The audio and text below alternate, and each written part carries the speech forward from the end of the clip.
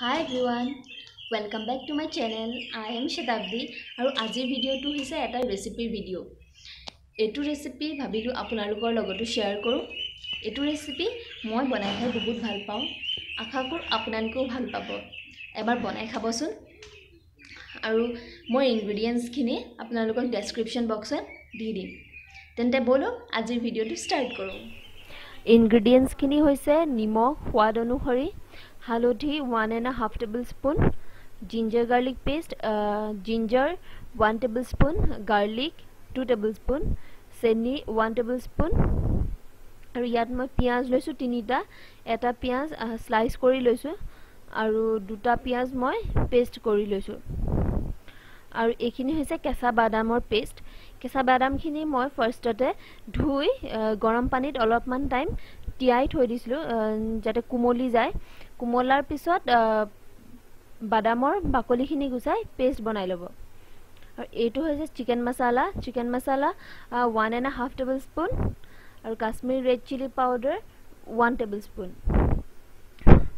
আৰু ইয়াতে লৈছোঁ দুখিলা তেজপাত, 3টা কেঁচা জলকীয়া আৰু অলপমান গৰম মছলা।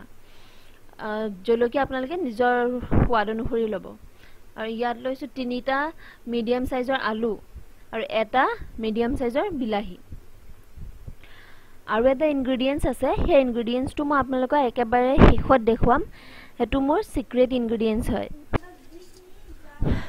মই মাংস লৈছোঁ ইয়াত 750 গ্ৰাম। আৰু এতিয়া ইয়াত মই নিমখ আন্দাজমতে দিছোঁ আৰু হালধি দি মাংসখিনি মেৰিনেট কৰি অলপ টাইম থৈ দিম। এতিয়া মই কেৰাহীখন পাতি তেল অলপ দি লৈছোঁ। তেলখিনি গৰম হোৱাৰ পিছত ফ্লেমটো ল' কৰি দিব। এতিয়া মই কাটি থোৱা আলুখিনি ফাৰ্ষ্ট ফ্ৰাই কৰি ল'ম। আলুখিনি আপোনালোকে গোল্ডেন ব্ৰাউন কালাৰ হোৱালৈকে ফ্ৰাই কৰিব, যাতে আলুখিনি পুৰা সিজিও নাযায়, আধা সিজা হয়।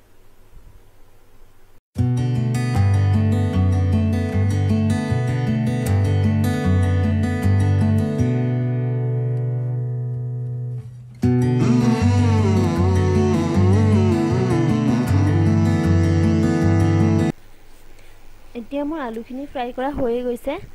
আলুখিনি পুৰা গোল্ডেন ব্ৰাউন কালাৰ হৈ গৈছে। এতিয়া মই এইখিনি বেলেগকৈ উলিয়াই থৈ ল'ম। আলুখিনি ফ্ৰাই কৰোঁতে তেল অলপ আছিলেই, মই এতিয়া ইয়াত আৰু অলপ তেল দি ল'ম। ইয়াত মই মিঠাতেলে ব্যৱহাৰ কৰিছোঁ, আপোনালোকে বেলেগ তেলো ব্যৱহাৰ কৰিব পাৰে।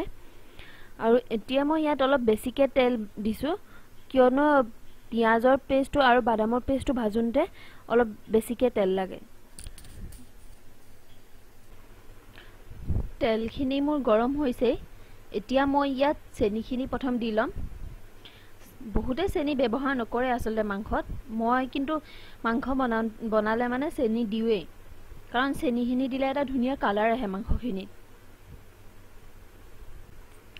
এতিয়া ইয়াত মই এটা মিডিয়াম সাইজৰ কাটি থোৱা পিঁয়াজ এটা এড কৰি দিছোঁ।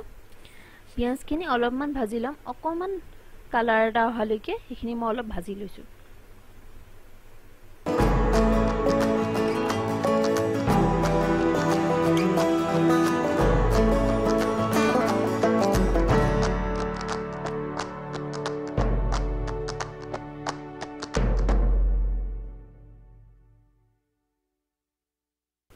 এতিয়া মই ইয়াত বনাই থোৱা আদা নহৰু পেষ্টটো দি দিছোঁ।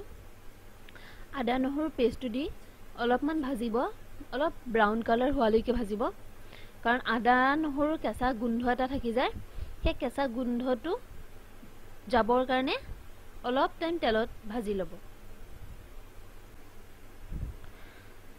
এতিয়া মই ইয়াত তেজপাত আৰু জলকীয়াখিনি দি দিছোঁ। তেজপাত আৰু জলকীয়াখিনি দিয়াৰ পিছত মই এতিয়া ইয়াত গৰম মছলাখিনি এড কৰিম।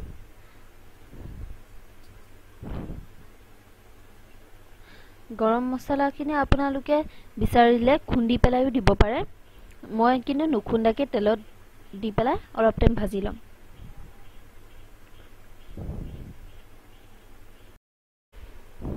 এতিয়া মোৰ এইখিনি ভাজি হৈছে। এতিয়া মই ইয়াত পিয়াজৰ পেষ্টখিনি এড কৰি দিম পিয়াজৰ পেষ্টখিনি দি পেলাই আপোনালোকে অলপ টাইম ভাজিব ফ্লেমটো আপোনালোকে মিডিয়াম ফ্লেমত ৰাখি ল'ব আৰু পিয়াজৰ পেষ্ট মানে পিয়াজ অলপমান সৰহ হ'লে মাংসখিনি খাবলৈও ভাল হয় আৰু গ্ৰেভিটো ধুনীয়া হয় পিয়াজৰ পেষ্টখিনি ভজা মোৰ হৈয়ে গৈছে এতিয়া মই ইয়াত এড কৰিম বাদামৰ পেষ্ট মই ফাৰ্ষ্টতে 1.5 টেবুলস্পুন এড কৰিছোঁ ডাঙৰ চামুচখনেৰে কিন্তু মাংসখিনিৰ হিচাপত মই দেখিলোঁ বাদামৰ পেষ্টটো অলপ কম হৈছে সেইকাৰণে আৰু আধা চামুচ এড কৰি দিছোঁ মানে টোটেল মই 2 টেবুলস্পুন এড কৰিলোঁ বাদামৰ পেষ্ট আৰু আপোনালোকে যদি 1 কেজি মাংস লয় তেতিয়া 1 কেজি মাংসত আপোনালোকে 3 চামুচ দি দিব পাৰে মানে ডাঙৰ চামুচেৰে দিব 3 চামুচ দি দিব পাৰে আৰু বাদামৰ পেষ্টখিনি ভালদৰে ভাজিব কাৰণ কেঁচা বাদাম হয় আৰু কেঁচা বাদামৰ এটা গোন্ধ ওলায় সেই গোন্ধটো আহি থাকিলে মাংসত ভাল নালাগে খাবলৈ সেইকাৰণে তেলখিনি ওলাই অহালৈকে আপোনালোকে গোটেই মিশ্ৰণটো ভালদৰে ভাজি ল'ব আপোনালোকে ইচ্ছা কৰিলে কাজু বাদামৰ পেষ্ট বনায়ো এই মাংসটো বনাই খাব পাৰে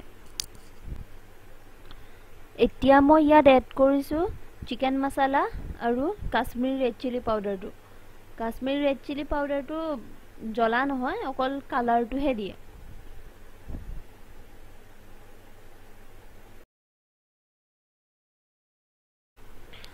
মছলাখিনি দি এতিয়া ভালদৰে লৰাই থাকিব ভালদৰে লৰাব যাতে লাগি নধৰে চাই থাকিব আৰু ফ্লেমটো মিডিয়াম কৰি থব এতিয়া মই ইয়াত অলপমান নিমখ এড কৰিম বেছি নকৰো কাৰণ মই অলৰেডি মাংসত নিমখ মিলাই থৈছো মোৰ বাদামৰ পেষ্টখিনি ভজা হৈ গৈছে পুৰা তেল ওলোৱালৈকে ভাজি ললো এতিয়া মই ইয়াত মাংসখিনি এড কৰি দিছো মাংসখিনি এড কৰি আপোনালোকে অলপ টাইম ফ্ৰাই হ'বলৈ দিব এতিয়া মই ইয়াত অলপমান বাদামৰ পানীখিনি দি দিম অলপমান দিম এতিয়া এইখিনি পানী দি আৰু অকমান টাইম লৰাই লম আৰু এতিয়া ইয়াত মই বিলাহীটো এড কৰি দিছো এইখিনি গোটেইখিনি এবাৰ ভালকে মিলাই লম এতিয়া মাংসখিনি মই পুৰা ভাপতে সিজিব দিম বয়লাৰ মাংসৰ পৰা ইনেও পানী ওলাই সো এই পানীখিনিতে মাংসখিনি প্ৰায় সিজি যাব ভাপত সিজাওঁতে আপোনালোকে ফ্লেমটো সদায় লো কৰি ল'ব যদি হাই ফ্লেমত দি থৈ সিজায় তেতিয়া মাংসখিনি জ্বলি যোৱাৰ চান্স থাকে এতিয়া মই ঢাকনাখন দি দিছো মাজে মাজে আপোনালোকে চাই থাকিব যাতে লাগি নধৰে এতিয়া মই ইয়াত বাদামৰ পানীখিনি এড কৰি দিম বাদামৰ পানী মানে মই যেতিয়া বাদামৰ পেষ্টটো বনাইছিলো তেতিয়া মিক্সাৰ গ্ৰাইণ্ডাৰটোত লাগি থকা বাদামখিনিত পানী দি উলিয়াই থৈছিলো সেইখিনি মই এতিয়া ইয়াত এড কৰি দিছো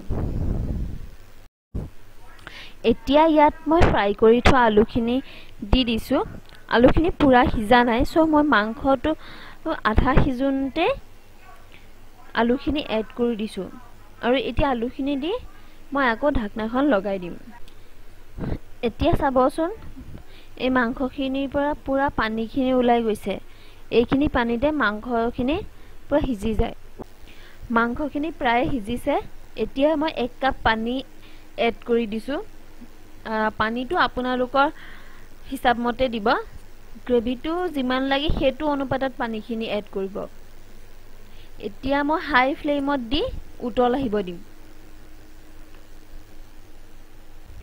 আপোনালোকক যে কৈছিলো মই মোৰ সিক্ৰেট ইনগ্ৰেডিয়েন্টছটো কথা হেতু হৈছে এইটো মেগী মেজিক মছলা এটো মই মাংসত দি খাই বহুত ভাল পাওঁ আৰু এটো সবে চিনি পায়ে বাৰু এটো টোটালি অপচনেল হয় কিন্তু হলো আপোনালোকে এবাৰ এটো দি পেলাই খাবচোন ইমান ভাল লাগে খাই বহুত বেছিকে নিদিব অলপ দিব মাংসখিনি হোৱাৰ আগে আগে এতিয়া মই ইয়াত অলপমান চিকেন মছলা এড কৰি দিছো